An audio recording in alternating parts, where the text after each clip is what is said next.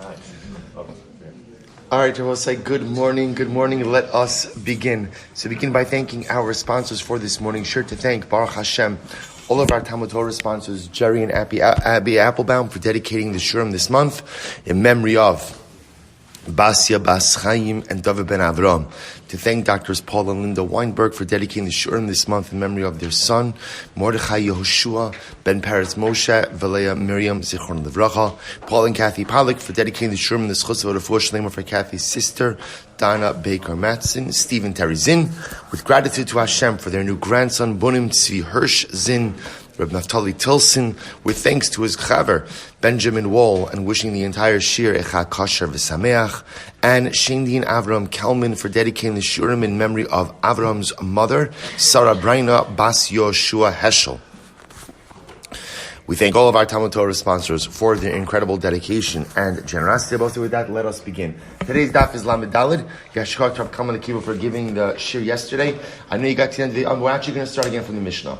Just this way again to reorient ourselves a little bit, and that way the sugya flows a little bit better. It's Baruch Hashem. As far as the Mishnayos go, one of the more simpler Mishnayos from the previous Mishnayos that we had. So the Mishnah Lamed Gimel Lamed Beis, bottom of 33b, says as follows: Shnaim shekitchu shtei noshim, two men who went ahead and were mekadesh two women. Ubishas knisas l'chuppah. Now again, not brothers, not sisters. Again, this is a case of all unrelated individuals, four unrelated people. Two men married two women. What occurs? Ubishas knisas l'chuppah hichlifu es shel zeh lezeh ve'es shel zeh lezeh. There's a mix-up. It happens, right? There is a mix-up, and halacha l'maisa, again, we get confused. Who is married to who? Now we'll say. Now remember, the part that the Mishnah doesn't indicate is that halacha l'maisa, right? They all had, in other words, each couple had relations. The shayla just is, did they have relations with the people they were actually married to, or chas v'shalom, people who they were not married to? So we'll say, what's the halacha? So remember again, this is piggybacking on the previous sugya. So the previous sugya was talking about a number of things. Number one, isser b'vasachos, multiple prohibitions devolving upon the same person at the same time. Isser mosif and isser kolel, right? Isser mosif, where again we have a secondary isser which includes a larger group of people. Isser kolel, which involves the same group of people but piles on additional isurim on those same individuals. So this Mishnah is continuing in this same topic. So when these two couples engage in relations, right? Each couple is having relations with one another, and now again we're unsure, did husband and wife actually cohabit with the correct husband and wife? The result is hare'elu chayavin mishum eshes ish. Ultimately, everyone is chayiv because of adultery. Now, we're talking about the Mishnah is going to clarify this. You already saw this. I'm not spoiling it for you, right? The Gemara is going to clarify. We're talking about a case of shogeg, a case of accidental avera, not chas v'shalom, a case of intentional violation. So there's eshes ish. So the Gemara says, "So I look chayiv mishum eshes ish. V'im hayu achin." If the two men in questions were brothers, mishum eshes ach. Then, in addition, ultimately to adultery, there would also be the isra of eshes ach, cohabiting with one's brother's wife. V'im hayu achayos. And if the two women were sisters, mishum isha el achosa. We have a problem of achos isha, wife sister. V'im hayu nidos. And if they were also both nidos, mishum nida, there'd be a problem of nida. So we'll say, those are all the possible prohibitions that one could potentially violate in a scenario like this. Umafishin also shlosha chadoshim shema me'ubarosein. Another halacha that we'll say after the mix-up is discovered. So remember again, we're going to see, because we're talking about a case of accidental avera, so the couples will remain permitted to, right? Husband and wives will remain permitted to one another. The issue, of course, then becomes is in the event that someone is pregnant. In other words, let's say there was a mix-up. We need to know whose child is who. So as a result, once we discover the mix-up, right, and we understand now who is married to who, we make husbands and wives separate from one another for 3 months. in order to determine if they were pregnant or not. But again, if we're talking about a case where the girls were minors, ktanos, and therefore incapable of becoming pregnant, this concern does not exist, and therefore again, everybody's permitted to resume normative married lives. And if they were kohanos, now both say, again, with papashtos, we assume that means if they're daughters of kohanim, they are prohibited from truma. Rashi says, we'll see what this means exactly in the Gemara. Beautiful. Says the Gemara, hechlifu. So we'll say, it's interesting, what the Gemara is bothered by over here is the lashon of shnaim shekitshu shtei nashim mushas knisas in chuppah hechlifu. Hechlifu sounds like a willing exchange. A willing exchange? Midi bereshi askinon? Is the Mishnah talking about Rishonim who are knowingly and willingly committing an act of adultery? V'su, haditan Rabbi Chiyare kan sheishes vechatos. Furthermore, Rabbi Chia said this Mishnah has a total of 16 potential chatos. Even amazed, mi'ika carbon. Must remember again, a carbon chatos is brought for an accidental commission of an avera. Right? There's no carbonos when there is a willful transgression. So if we're talking about mezid, why would we even bring up chatos? On Rabbi Yehuda, tani huchlefu. You're right. Change the girsa. It's not hechlifu, which means they exchanged, which would sound like a willful commission of an avera. Rather, it's huchlefu. Huchlefu means what? They were swapped, right? They were exchanged. Ultimately, it means there was a mix-up. Shogeg. Hachanayim v'stavra diktani seifim hayu kitano sheina ru'iyos leleid machzirno samiyad. The raya to this is, look at the end of the Mishnah. What does the Mishnah say? If the women in question were kitanos, and therefore again there's no concern about pregnancy, the halacha is immediately after the mistake is discovered and everything is straightened out. So at that point in time, everyone is returned to their rightful husband and they can resume normative lives.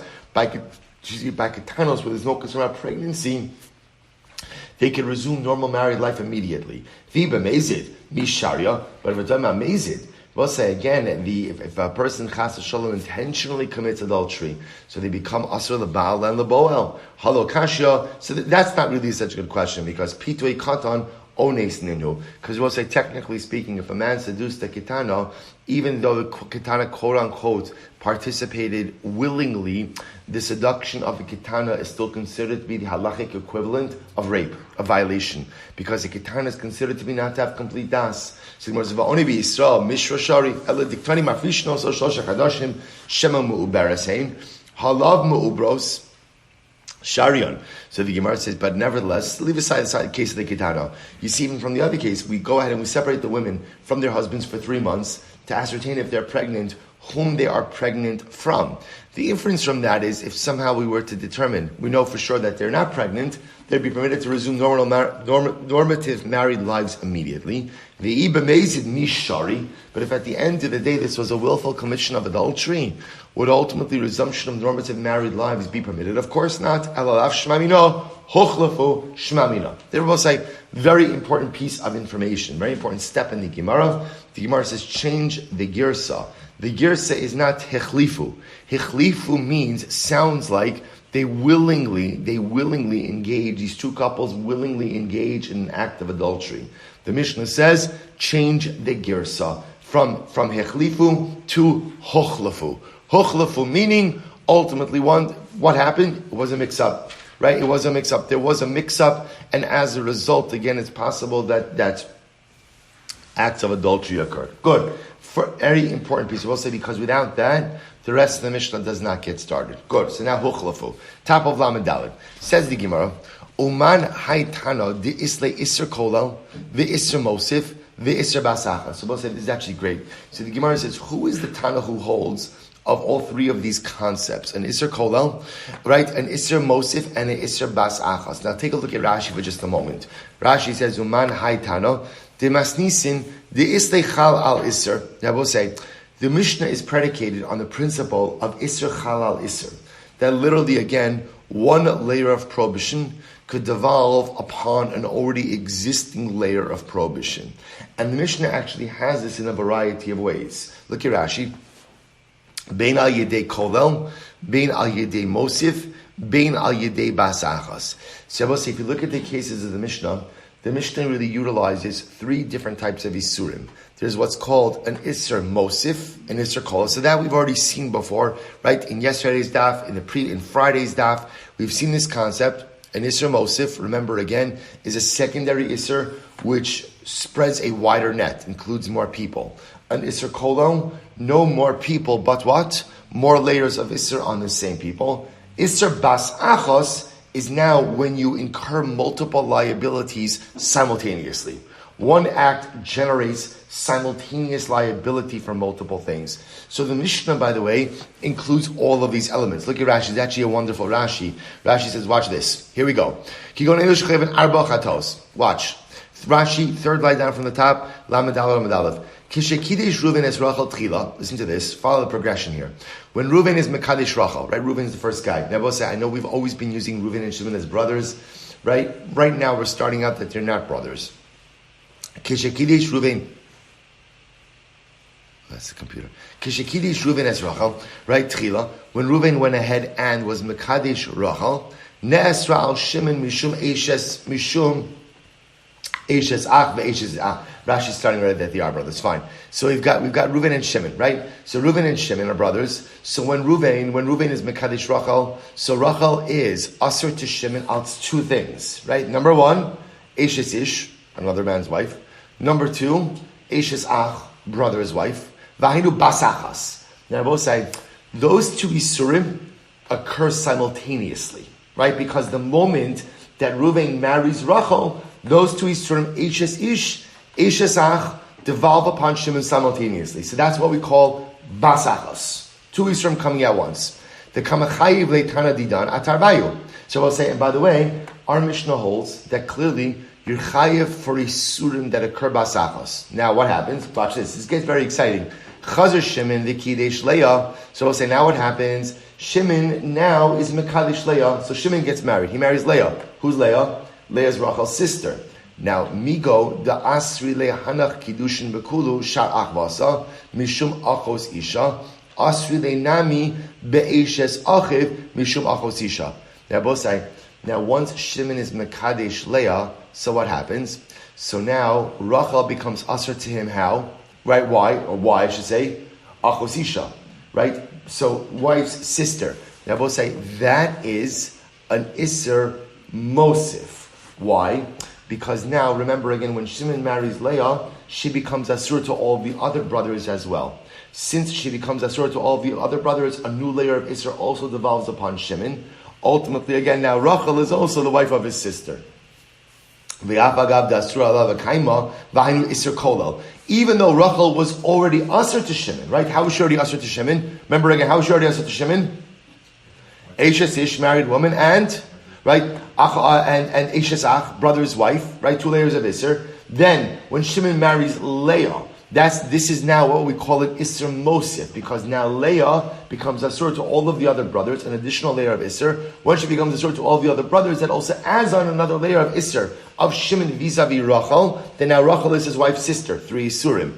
Va'adayin Rachel zumu teres l'Ruvein baila. They'll say, but listen to this. But Rachel herself is still permitted to Ruvain. What happens? Pirsa nida. If Rachel now becomes a nida, miga di tosif Israel legabe baila mishum nida, itosif badnami Israel legabe Shimon haris eser mosif. So we'll say, now watch this. Once Rachel becomes a nida, so once she becomes a nida, ultimately onto her own husband, Ruvain, because of Isser nida, the Isser mosif also comes along and says she's now asura to Shimon, also as a nida. So we'll say what you see over here, what's happening over here is the case of the Mishnah incorporates all three of these principles. Well, first of all, it incorporates the general principle of Isser Chalal Isser, right? That you could have a concept like this, that one Isser could devolve upon another. We're accepting that already as a given. What the Mishnah also highlights is that you could have Isser Basachas, two Isurim occurring at once, Isser Mosif, right, and Isser Kolal. So Isser Mosif, again, remember, is additional Isser that casts a wider net, more people involved in the Isser, and Isser Kolal, ultimately same group of people, but more Isurim on them. So who is the Tana who holds of all of these concepts? I'm Rabbi Yudam Rabbi Meir he. It's Rabbi Meir. Both say, listen to this case. Because what does Rabbi Meir say? This Sanya, Yesh ochal achila achas v'chayva la'arba chatos. there is a person who can engage in one act of consumption, and yet one act of consumption could generate an obligation for chatos. But I have to tell you, I don't care how much of a foodie one is, right? There is no amount of food that is, or no type of food that is worth 4 chatos, right? So there's one act of consumption that could result in 4 chatos. The chayiv Allah, arba chatos, va'asham echad. Sorry, 4 chatos and 1 asham. I will say, what's the case? Here we go. Tameh, someone who's tameh, sha'achal chaylev, who ate chaylev, all right, but not any type of chaylev. V'nosar min amukdashin, and it's nosar from a carbon. So now both sides, he's tameh, eating sacrificial items. The sacrificial item that he's eating is nosar, right, from karbanos. B'yom kippurim, and it's Yom Kippur.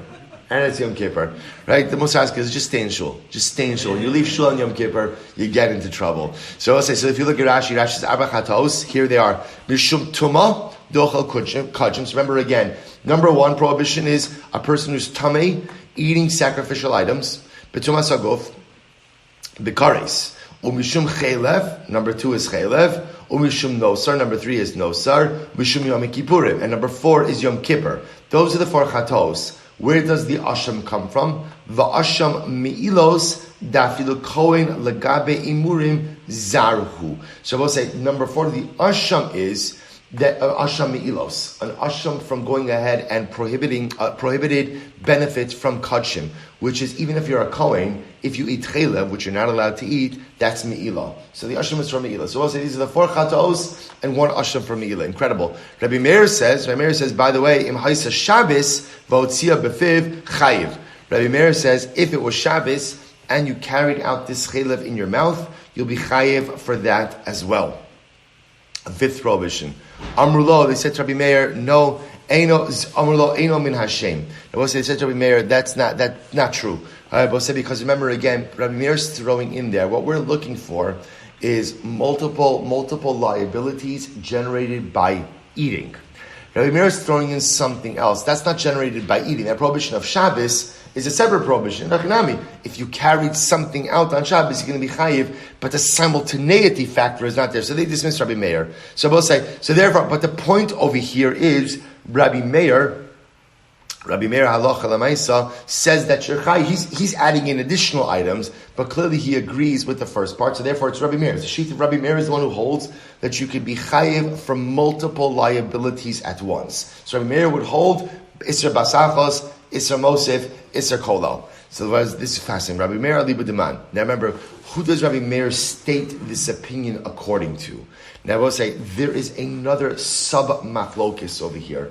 And this is actually rivetingly fascinating. If you take a look at the last short line in Rashi, Rabbi Meir Ali B'Deman, listen to this. Kilomar, Nihidus Rabbi Meir Iyo Ki Agavna Os Isra Chalal Isra Miu Heichad Dekamis Kavin Ledvar Mitzvah Lisa Isha Keman Mirabosa Sile. So saying, here's what's interesting about the case that we just saw. The guy who's eating chaylev, right? The guy who's tamei, who's eating chaylev of nosar, of kodshim, on Yom Kippur. So Rabbi Meir said multiple levels of liability and simultaneous liability. Isser basachos, Isser mosif, Isser kolel. I will say, this is a case of Isser. The case of the Mishnah is a little bit different. Remember, what's the case of the Mishnah, Bosai? What's everybody's kavanah in the case? You have 2 couples. What's their kavanah? What's their kavanah in the Mishnah? To be married, right? Shabbos say this is a case of niskavin l'dvar mitzvah.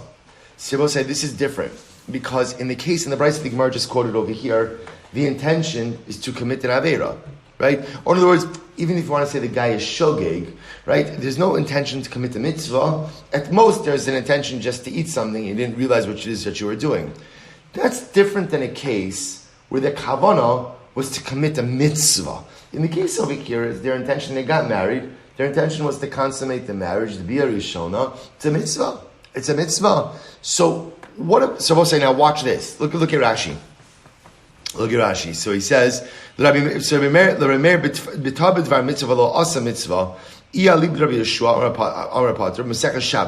to this. So here's the shayla.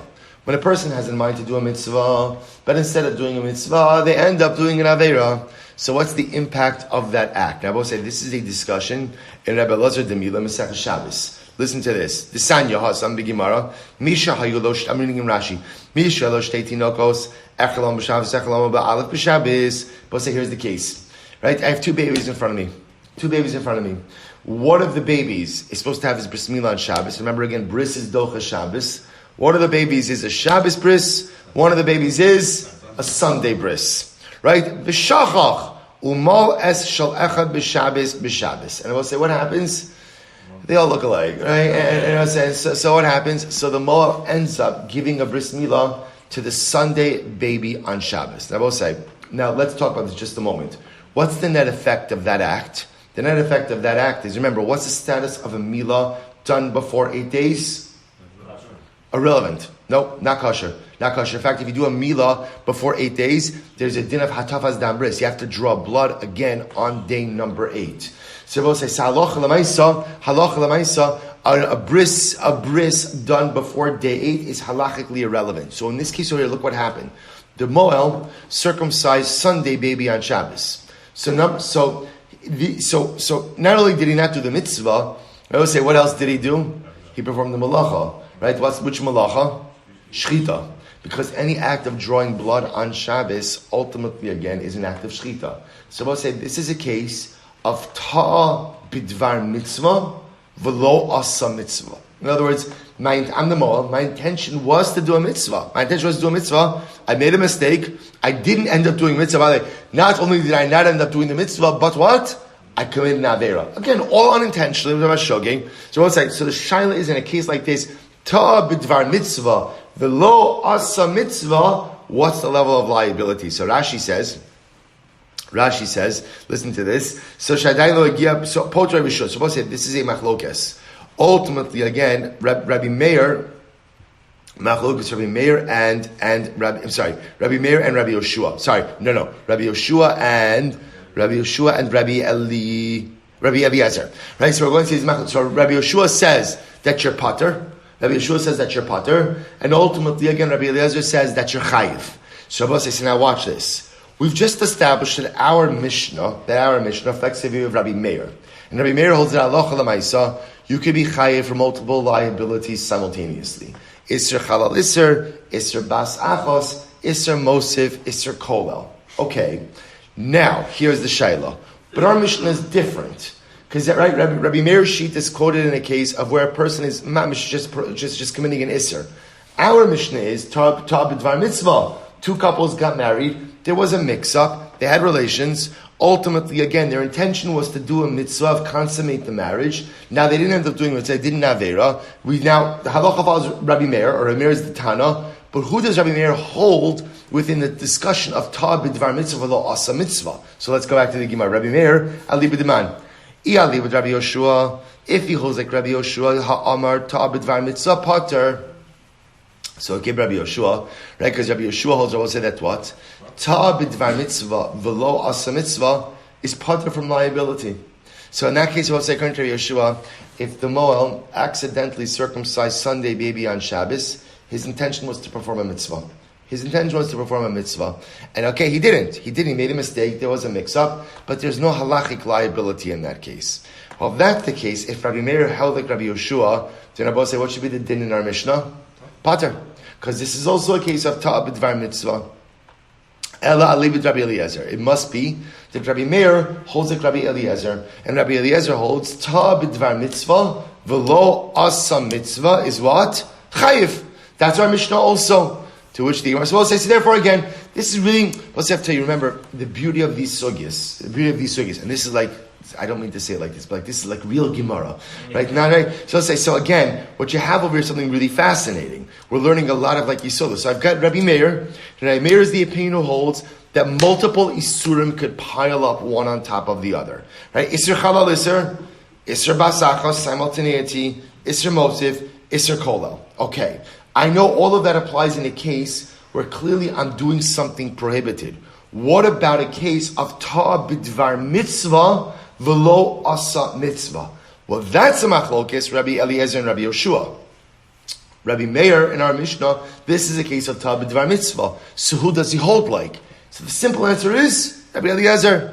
Rabbi Eliezer is going to hold that when the mole accidentally circumcises a Sunday baby on Shabbos, it's an accident, it's a shogeg, but there's liability. In other words, they both say, just because your intention was to do a mitzvah does not free you from accidental liability. Rabbi Yehoshua says, yes, it does.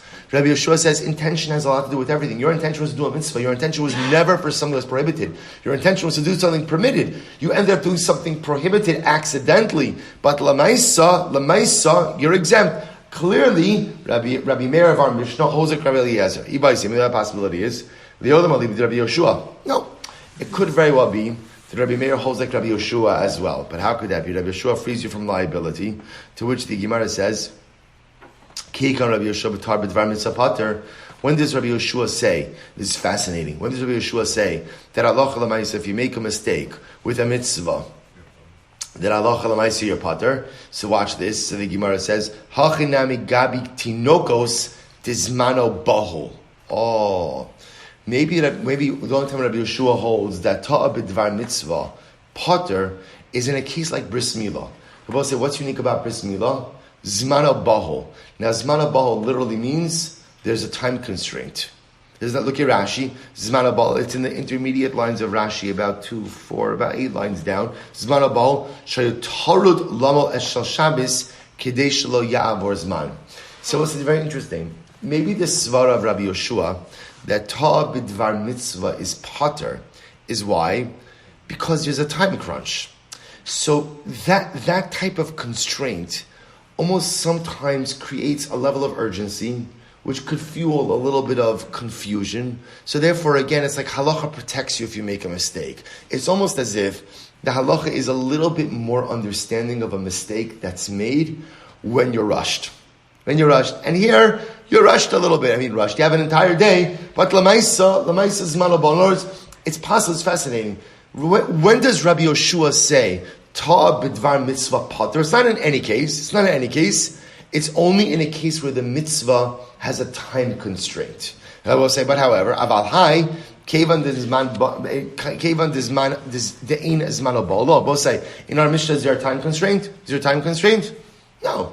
There's no time constraint with marriage, right? They can get married today, get married tomorrow. Even the Bir Rishon could be today, it could be tomorrow. L'maiseh, there's no time constraints. So maybe even Rabbi Yehoshua would agree that in our Mishnah, even though it's ta'a b'dvar mitzvah, you would be chayiv. That's the Gemara suggesting. Maybe you would be chayiv as well. So the Gemara says, 1 second. Truma. What about the case of Truma? There's no time element. Yet vikapater disnan hayo ochel b'Truma v'nodashu ben grusha ben chalutza. Listen to this case. It's fascinating. A Kohen is eating Truma. Right? And what happens? He finds out while he's eating Truma that what? That he's the son of a grusha or the son of a chalutza. You know, there's always that guy in the family who decides to do the genealogy tests. You know, hey, let's find out who we're related to. Don't do it, right? Right there. Milton and I were discussing this the other week, right? There's always articles. It's fascinating. There's always articles about this, about people who find out, about this, about that. So this already did the genealogy test, and what happens? Kohen's eating his truma, and he finds out that literally, again, his mother was a grusha. She illegally married his father. So now he's not eligible to eat truma. But yet again, Rabosai, what was his intention when now obviously he's got to stop right now. But what's the sheileimah? He just ate truma. He's a non-kohen who ate truma, or a chalal will call it who ate truma. Not allowed to do that. Rabosai, what was his intention when he started eating the truma? Mitzvah. It's a mitzvah for a kohen to consume truma. So this is a case of ta b'dvar mitzvah, but yet there's no time element associated with it. Rabbi Eliezer mechayiv keren v'chomesh. Rabbi says, look, Yechayiv, sorry, right? Sorry about a lot of stuff, right? But lamaisa now, you're a non-kohen who ate truma. You have to pay keren and chomesh. You have to pay again principal plus a penalty fifth. Rabbi Yehoshua poter. Rabbi Yehoshua says you're poter. So we'll say this is clearly a case of ta b'dvar mitzvah. Ein zman bahol. There's no time element, and yet Rabbi Yehoshua still holds that what? You're poter. So this would seem to indicate that Rabbi Yehoshua's poter is going to do a time. Torah Gemara says, wow.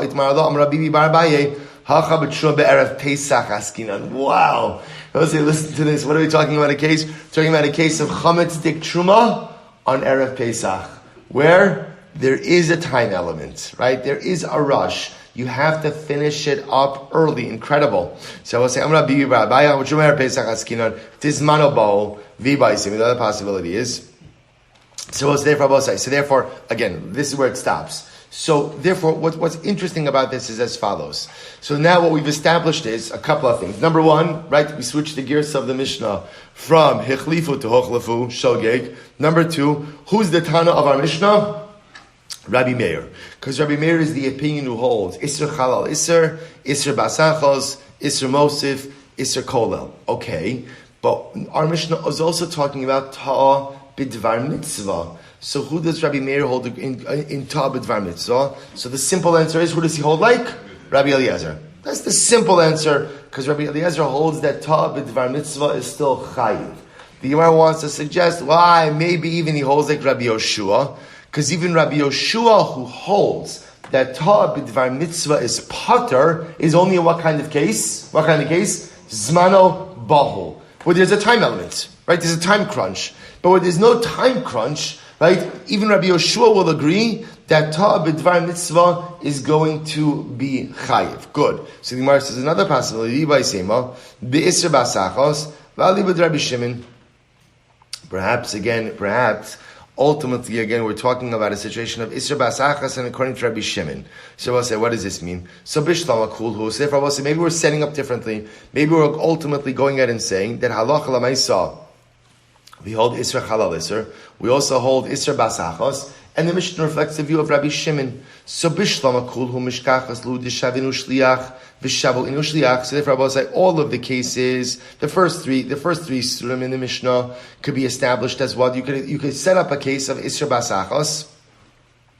As how? Let's say the man sets up a shaliach, the woman sets up a shaliach, upagu shliach b'shliach. And therefore, again, I will say, halacha l'maisa, the two shluchim, beautiful, right? The two shluchim ultimately go ahead and the two shluchim ultimately accept Kiddushin simultaneously, and therefore all of these isurim ultimately devolve at the same time. Elenidos heichim ishkachasla. I will say, how do you come into the case of nidos? Listen to this. Amarav Amarav bishof os mitoch yud gimel la'achar shlosha esrei lechiyuve inhu. So we'll say the case of nidos that would create simultaneity would be as follows: where the women in the question become ultimately nidos from the time that the men in question, from before they turn 13 until after they turn 13, that would create simultaneous liability for the men. And ultimately, again, mitoch shnei masar la'achar shnei masar lechiyuve inhu. And if the girls became nidos from before they turned 12 and continued bleeding and after the age they came 12. I will say we're not going to get into the technicalities of this. Rashi goes through a whole arichos over here. For our purposes, Rabbi said the Gemara is just trying to set up the case of simultaneity. What we need to take from this part of the sugya, Rabbi say, is number one, like I said before, huchlefu instead of hichlifu. Number two, first possibility is the Mishnah reflects the view of Rabbi Meir, who holds Isser Chalal Isser, Isser Basachas, Isser Mosif, Isser Kolal. And who does Rabbi Meir align himself with? Either possibility A is either really comes out as either Rabbi Eliezer, who holds Ta'a B'dvar Mitzvahs Chayiv, or even Rabbi Yehoshua, who holds Pater, only holds Pater in the case of Zmano Bahul, but not Zmano Bahul, which would be Pashtas v'yar Mishnah. Even Rabbi Yehoshua would agree there's liability. Second possibility is Rabbi Meir aligns himself ultimately with the position of Rabbi Shimon, who holds Isser Bas Achos, that when you have simultaneity of Isser, multiple Isurim could devolve. And the Gemara then goes on to show how, according to Rabbi Shimon, you could have this simultaneity both in the first three Isurim as well in the case of Nidos. Beautiful. Mafish no sense. So this is a very interesting sugya now. So remember again, the Mishnah said, okay, after we discover the mix-up, so what's the halacha? Sorry, a second. I have something I wanted to share with you. We'll say, by the way, I just will point out before we go on with this, how do we paskin in the case of simultaneous Isurim? Right? What do we pass in terms of Isser Chalal, Isser Kola, Isser Mosif? So we'll say it's actually very important. The Rambam, I love the Rambam. I said, don't you fall in love with the Rambam after a certain amount, right? What would we do without the Rambam? She brings everything together.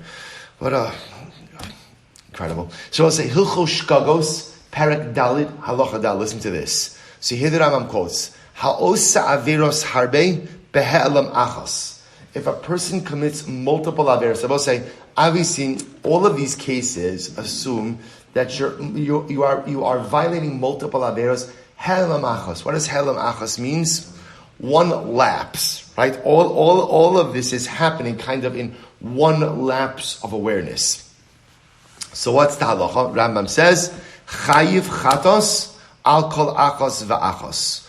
Ultimately, again, one is chayiv for every single prohibition. Now he says, v'chein. I'm not going to go, you'll look, say, by the way, I would urge you, look at this Rambam, Hilchos Chicago, maybe I'll send it out, Dalit Aleph. Dalit Aleph. It's a great halacha that goes through this entire sugya. I want to just show you one line. V'chein.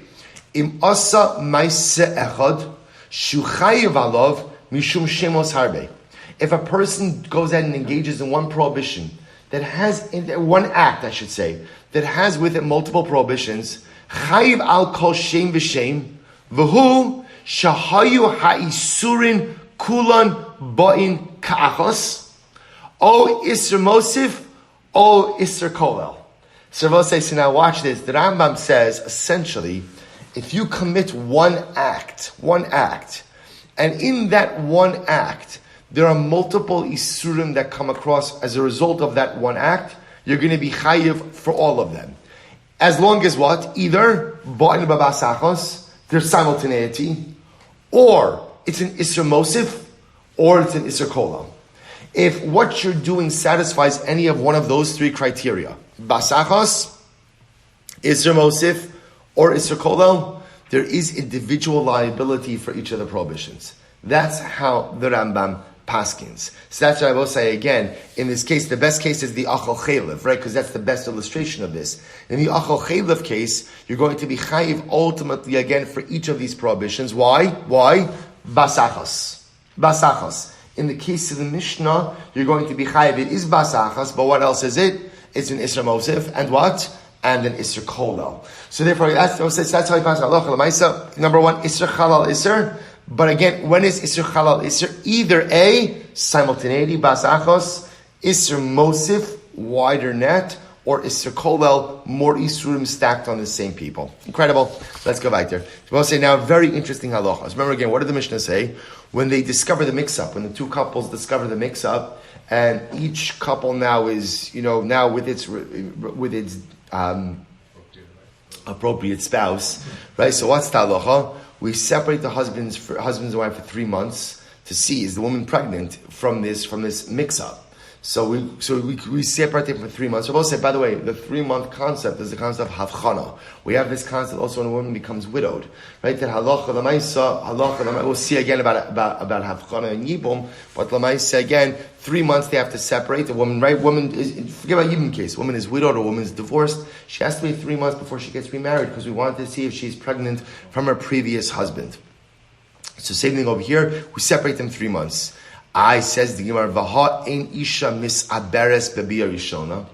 But a woman doesn't get pregnant from biyah rishona. So this is very interesting. Now remember again, the Mishnah is presupposing that halacha l'maisa, we're talking about over here a first marriage, right? So in the case of the Mishnah, we have two couples getting married for the first time, right? And these women are besulos. So what does the Mishnah say? There's a mix-up. So what happens now? Halacha l'maisa. Now again, as a result of the mix-up, these couples had relations with each other, right? Which means these women had relations with men who are not their own husbands. So now we understand the mix-up. Everybody's restored back to their marital unit. We say, okay, wait 3 months before resuming marital intimacy. We want to say if women are pregnant. Mara says, but a woman doesn't become pregnant from biyah rishona. She doesn't become pregnant from the first act of relations. Now, both saying, what does that mean? A woman doesn't become pregnant from the first act of relations. We see this concept in Chazal many times throughout the Gemara. So we'll say, I'll just point out, we don't have time to go too into it now, but Lamaisa, this is a fundamental machlokes about what this concept means. The note that the Yehuda says, it doesn't mean that a woman can't become pregnant from biyah rishona. The note that the Yehuda said, just in the eyes of Chazal, most women do not become pregnant from biyah rishona. Now, why is that? The note that Yehuda doesn't say, but he's saying Chazal are not saying that women never become pregnant from biyah rishona. Just most times they don't become pregnant from biyah rishona. It doesn't explain l'maisa what this is. So we'll say this is the position of the note of Yehuda, the position of the Chasam Sofer. What I will tell you something very interesting in the Shailas Uchuvas Marsham Chelek Dalid Simin Ayin. He writes something amazing. He says, Rabbosai, this statement of Chazal was reflective of their, we'll call it biological reality. He marks this up to a concept of Nishtanu Hateva. There are concepts, Rabbosai, interesting if there are concepts that halacha l'maisa we know were reflective of certain physical realities that were once true, but are different now. What's the paradigmatic example of that? Right? Okay, maybe not. Right? Fish and meat. Fish and meat. Right? The Gemara says you're not allowed to eat fish and meat together. Why? Kashla davar acher. Causes saras. Causes illness.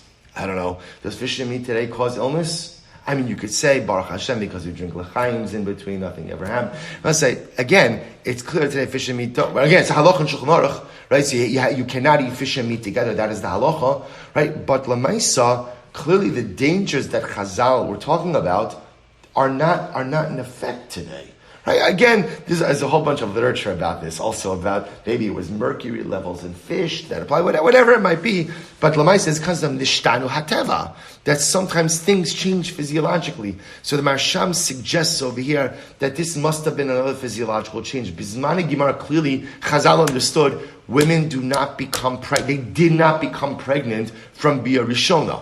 What was different then than different now? Don't know. But nishtanu hateva. So two approaches. Either the Nod B'Yehuda and the Chassam Sofer, who say that halacha l'maisa, it's really a din ultimately in Rov. Rov, women do not become pregnant from Bia Rishona, or ultimately again, Marsham, nishtanu hateva. Okay, so says the Gemara, so what are we concerned about? In other words, why are we concerned about the woman becoming pregnant? Women do not become, most women, or no women become pregnant from Bia Rishona, to which the Gemara says, Amrav Nachman Amar Baravua, Shebalu V'Shanu. Okay, the case we'll say is where the couples may have had more than one act of relations. In other words, who says it was just one act of relations? Maybe they had an act of relations and then had another act of relations. Whoa,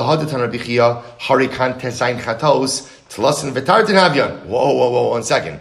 If there's more than one act of relations, Rabosai, then ultimately, again, there's a whole bunch of liabilities going on over here, right? Forget Rabosai, again, there's liability for every single act of relations. So why are you capping it? Or in other words, why are you capping it at 16 chatos? There could be 32 chatos happening over here.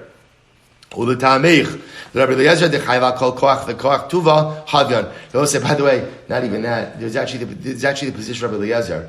Rabbi Eliezer holds that in the case of forbidden act of relations, there's actually, again, multiple liabilities for the entire act of relations. Rabbi Eliezer holds that halacha l'maisa, it could be that every motion in the act of relations in and of itself carries with it a different carbonic liability. Ella de bekwach rishon kachashiv hachenami de bir rishon kachashiv. The Gemara says you're right. Rather, we're just from a liability perspective, we're only focusing on the bir rishon. Amalei Rav Nachman. So Rav said to Rav Nachman, we'll say Amud Beis v'hat tamar be'bir rishon yabra. So we'll say this is a fascinating sugya. What do you mean that you can't become pregnant from bir rishona? Tamar became pregnant from Bia Rishona. I will say, remember again, who did Tamar become pregnant from? From Yehuda. So once again, Tamar was married to 2 men, right, before Yehuda. So watch this. Tamar Bia Rishona Yabra. So I will say, how could Tamar have become pregnant from Bia Rishona? So the Gemara says, so Amarle Tamar be'etzba ma'acha. So I will say, ultimately, so this is fascinating. Apparently, part of the reason why a woman doesn't become pregnant from Bia Rishona, at least in the eyes of Chazal, is because of the Besulim, because of the hymen that's intact by the Bia Rishona. So apparently, it's the presence of the Besulim that ultimately prevent pregnancy from occurring. So Tamar removed her Besulim by herself. She removed her Besulim ultimately in order to become pregnant from Yehuda. So we'll say, this is actually interesting. Whether it's that because of the Besulim, I don't know. I don't know what the physiology of from the eyes of Chazal was it, but Lamaisa, it's the presence of the Besulim in the eyes of Chazal that prevented pregnancy from Bia Rishona. Tamar removed her Besulim before being with Yehuda in order to ensure that she would become at least a heightened probability of becoming pregnant from that act of relations with Yehuda. Rabbi Yitzchak, Kol Moachos Shal Beis Rebbe Tamar Shman. So we'll say apparently this was sometimes a practice that women would go ahead and remove their besulim before they would get married, so as to heighten the probability of becoming pregnant from the Bia Rishona. Ultimately, again, the Gemara says, the women in the house of Rebbe would often remove their besulim, before going ahead and getting married, and they were called Tamar. They used to call these girls Tamar. V'lama nikra shman Tamar. Why would they go ahead and be called Tamar? Al shem Tamar shema'acha be'etzba'a. Because of Tamar, who removed her besulim before being with Yehuda, in order to heighten the probability of Shabbos. And I'll point out, the halacha is actually very much against women removing besulim. But it's actually an interesting sheileimah halacha, because sometimes you could have a situation where, let's say a woman goes to the doctor, and sometimes the besulim, the membrane itself, could be so thick that it would prevent bia from occurring. So sometimes a woman has to have the besulim surgically opened even before she gets married. Leaving that aside, it's very important that the besulim remain intact, because that besulim again is halachically and also hashkafically much associated with that. So lamaisa halacha contemporarily would frown on this type of practice, but lamaisa again it was done of women actively removing the besulim before getting married, lamaisa, in order to go ahead and become pregnant from Bia Rishona. So the Emrah said again, where does this practice come from? Apparently Tamar. Sigmar says, but I don't understand. What, are you telling me that when Tamar was with Yehuda, she was a besula? She has besulim. She was married to Er and to Onan. She's married twice. Sigmar says, I vaha havu Er va'onan. What about Er va'onan? Er va'onan shimshu shelo kedarkon. This is wild. So Er va'onan only had bia shelo kedarka. Did not have regular active relations with Tamar, only bia shelo kedarka. Incredible. The Gemara says, Meisvei, kol esin va'arba chol. They're supposed to say, let's analyze this. So therefore, again, halacha l'maisa, so Tamar was still a basula. She was still a basula, physiologically a basula, l'maisa, when she was with Yehuda. So we'll say, this is a fascinating halacha. Meisvei, kol esin va'arba chodesh. All 24 months. I will say now which 24 months we're referring to over here. This is a woman had a baby, and she's nursing. So you have to understand something. We live in a different age, right? A different age of synthetic formula. When a mother was nursing, Chazal were very concerned about anything happening to her milk supply. Because if something were to happen to a nursing mother's milk supply, halacha l'maisa, she could put her infant child in danger. So listen to this. So the normal time also to nurse was 24 months. So therefore, again, halacha l'maisa, all 24 months that a woman is nursing, dash mi bifnim, v'zora mi bachutz, divrei Rabbi Eliezer. Rabbi said this is wild. This is Rabbi Eliezer. Rabbi Eliezer says when her husband has relations with her, dash mi bifnim means he has relations with her, but ejaculation should happen outside. He should not ejaculate inside of her, out of concern of what? Impregnating her. And Rabbi will say, this is absolutely wild. Why is this absolutely wild? Because I will say, we have a very severe avera called hotzah zera levatala, of wasting of seed. It's one of these difficult, it's uncomfortable to speak about, because it's an avera that many are nechshalin, right? During our youth and different things like that. But lamaisa, try to be mitaki. That I will say, it's an amazing thing. If you look in the tefillah of tshuva of Rabbeinu Yonah that we say before Yom Kippur, it's an amazing thing. We say before Yom Kippur, we say this tshuva of Rabbeinu Yonah.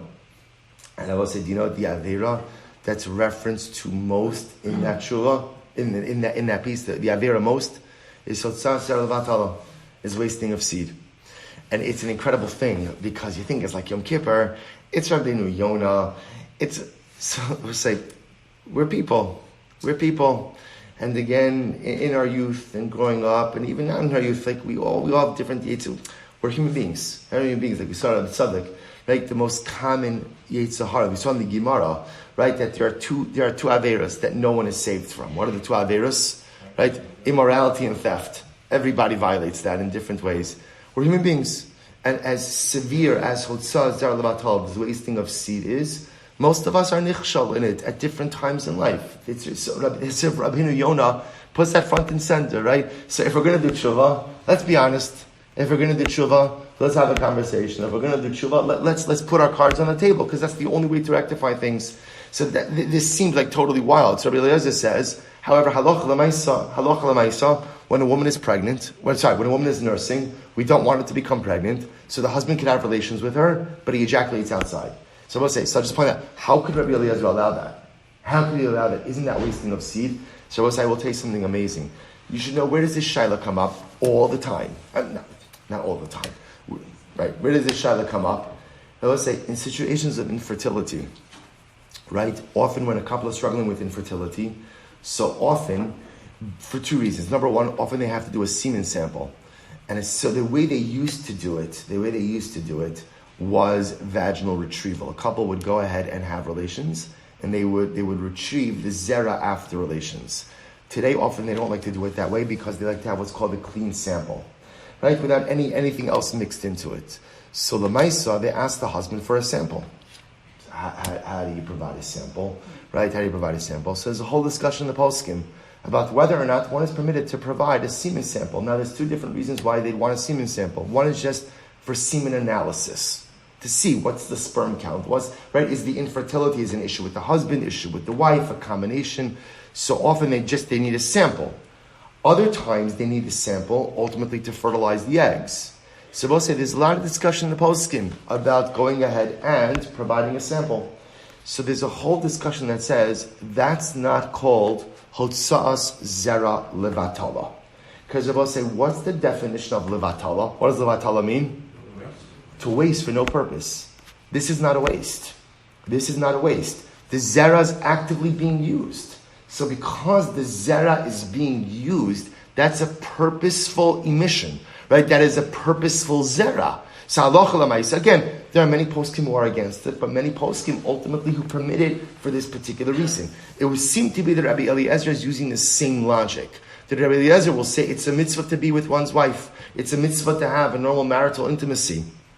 But yet, in this case, Rabbi Eliezer says she cannot become pregnant, because allowing her to become pregnant could potentially put the nursing baby, in mortal danger. So therefore, again, in this case, being motzi zera outside of the wife is not called levatala. That's not called levatala. In other words, levatala means when there's no active purpose which is being served. But when there is a purpose, ultimately, again, it's not called levatala. But say now, obviously, these types of shaylas, and we know passing this way, by the way, with Rabbi Eliezer, right? But the Maisa, again, when it comes to the infertility shaylas, again, these are important shaylas. That have to be done in consultation with someone who knows these halachas. Because Rabbi say doing it the wrong way, halacha l'maisa is a severe isser, right? It's a severe thing that we try to avoid when possible. But l'maisa, again, just understand that's what's driving Rabbi Eliezer. This is not called levatala, because l'maisa, this is how one engages in a normative act of relations with one's wife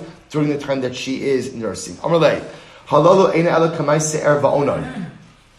opinions said, what are you talking about? Said Rabbi Eliezer, what are you talking about?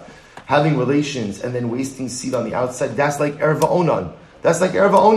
So the Gemara says, now what does that tell you? The fact that it compares having relations and then ejaculating outside to erva onan sounds like what? Erva onan did have normal relations with Tamar. Just what didn't they do? They weren't motzi zera inside of her. They're motzi zera outside of her. But it sounds like they had normative active relations. To which the Gemara says, Kimaise erva onan, velo kimaise erva onan. It's like the act of erva onan, but not like the act of erva onan. How so? Kimaise erva onan dichsiv v'haya im ba'el eshes achim v'shiches arza, velo kimaise erva onan tilu hasam shelo kidarka v'hasam kidarka hach kidarka. Well, so here's the difference. The Gemara says erva onan. It's like their act because erva onan did not emit zera in a way that was capable of impregnating Tamar. But it was not ke'erva onan, and that erva onan only had bia shelo kedarka with Tamar and never had bia kedarka. That's why, even though Tamar was married twice, halacha l'maisa, she was still a besula when it came to Yehuda, which is why she actively removed her besulim in order to become pregnant from Yehuda. So the Gemara says, Bishlama onan dichsib be shiches arza. Shabbos say by onan it says shiches arza. Shabbos say onan it says he spilled his seed. He spilled his seed on the Shabbos say that's by the way right. The English word for wasting seed. The English term is onanism. right? It's borrowed from Onan, right? Onanism, right? Comes from this. Torah says, Oned shiches arza. He wasted his zera on the ground. So I understand by Onan. Ella ermina. How do we know that Er did it? Rav Nachman bar Yitzchak desiv vayamas gam oso. The pasuk says Hashem also killed him. Afhu ba'osa misames. So we'll say the Torah is equating the behaviors of Er and Onan together. Bishlama Onan. So we'll say, why do they do this? Why do they do this? Bishlama Onan mishum lo yahzara. So it's actually interesting. Remember again, Onan marries Tamar. Why? As a form of yibum, right? Er dies without children. Onan marries him. Or Onan marries Tamar. Why does Onan waste his seed and not impregnate Tamar? Suppose it's incredible. Onan did not want to give offspring to his brother, right? He was uninterested in lo yahzara. Ultimately, again, the zera is not going to be his. Ella Er my time avatachi. Why didn't Er want to make Tamar pregnant? Kadesh lo tisaber v'yachish yafya. Tamar apparently was very beautiful, and Er was concerned that if Tamar would become pregnant, she would lose her beauty. He wanted his wife to remain beautiful. He did not want her to become ruined, quote unquote, by pregnancy. Okay? So again, just point, how exactly did we get into this? Right? So again, right, we really took like a sharp detour. Right? So again, just to point out, let's loop this back a little bit. Right? So just to understand, the way we got here was because the Mishnah said that after we discover the mix-up and everyone is returned back to their rightful spouse, they have to separate for 3 months in the event that anyone's pregnant to know whom they're pregnant from. To which the Gemara says, but 1 second, you don't become pregnant from Bia Rishona. So the Gemara says either one of two possibilities. Either we're talking about, you're right, this maybe there were multiple acts of Bia. That's possibility number one. Possibility number two is that maybe the woman in question took out her Besulim. And if you take out your Besulim, ultimately you can become pregnant from Bia Rishona. Who shows us that you can become pregnant from Bia Rishona if you take out the Besulim? Who's the example of that? Tamar. And then we just said, Tamar, Besula, she's married twice. Then we get into that whole discussion of also, again, just remember the concept that a woman can't become pregnant from Bia Rishona. Machlokes, no debi de chasam sofer on one side versus the marsham. Is it nishtana hateva? Is it rov? Good. A little bit weiter. We have a few minutes left. So let's say, let's go. Tam Rabbanan, Osa. So we'll say this is fascinating. When a man and wife, when a husband and wife or a man and woman have relations, so the halacha is, after the act of relations, everybody's chayiv to go to the mikvah. So the pasuk the Torah over here, v'isha asher yishkav ish osa shech v'azera v'rachatzu b'mayim v'tamu ada erev. So we'll say, so the halacha is that whenever you come in contact with zera, so the man emits zera, the woman has the zera inside of her. So halacha l'maisa, that requires immersion in a mikvah when there's contact with zera. So the Gemara says, prat lekala. Who does this come to exclude? A bride. That a bride doesn't have this chiyuv in tvila. Rashi says over here, Osa v'isha yishkav ish osa shech v'azev rachzo ma'im osa mutus. Fine. Osa prat lekala comes to exclude a kala. Divrei Rebbe Yehuda. Chum say prat l'shelo kedarka. It comes to exclude bia shelo kedarka. It's only a regular bia that ultimately generates a mikvah obligation. Bia shelo kedarka doesn't generate a mikvah obligation. Amarle hon breid Rav Nachman. Lema kasar Rabbi Yehuda. So we'll say, why does Rabbi Yehuda say it excludes a kala? Why would it exclude a kala? HaTorah chasa al tachshite kala. So we'll say, this is incredible. Why don't we require immersion in a mikvah for a kala? Because a kala spent so much time on her makeup, on her adornments. If you make her go to the mikvah, what happens? It all washes off. Incredible. We'll say, take a look at Rashi. Rashi says, Prat lekala, telo bayit tvila mishum tuma bia rishona. Why is that? Aktachshite kala, kacho usrak, shenosenes alpana. She has all of this beautiful makeup. Vim titbol ya'avirum hamayim. And if she goes to the mikvah, the water removes all of that. So I'll, cover to the kala, we don't make her go to the mikvah. So the Gemara says, Amar le lefishin isha, furthermore, Rabbi Duchasa al tachshite kala. Amar le lefishin isha misaberes maybe a rishona. There's another reason.